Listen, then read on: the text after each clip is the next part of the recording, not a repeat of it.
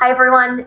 Today I'm just going to show you a simple way of sharing your lessons or your class notes from one content library to the next. So we're going to keep it really simple here today. We're going to stay in Teams. That's your hub for everything. It's your landing page.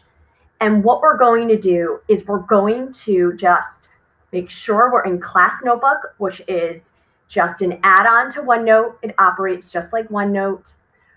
And you're going to click the Class Notebook. You're going to copy to Content Library.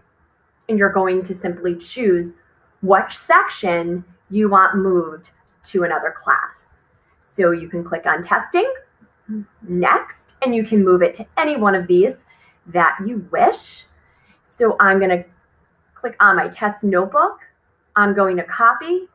I already did it just to make sure it worked. And it'll quickly copy to another content library in another notebook. Really, really simple. And again, you can do this all from Teams in just a few seconds.